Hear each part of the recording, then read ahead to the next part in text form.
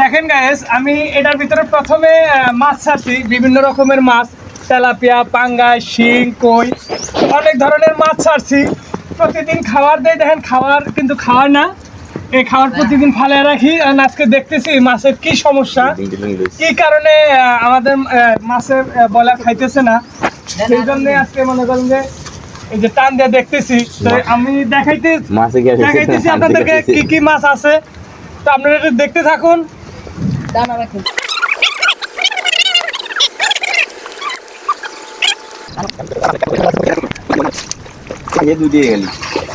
Guys, দেখতেছেন যে আমাদের যে পাঙ্গাস মাছ, পাঙ্গাস কই, এই আসলে পায়ে ওড়ে এই যে দেখতেছেন এই মাছটা ছোট ছাড়ছি। 5 কেজি তো সেই সময় ছাড়ছি একটা মনে করেন 25 গ্রাম অথবা 30 গ্রাম, আর এখন আছে মোটামুটি হাফ কেজির মতো।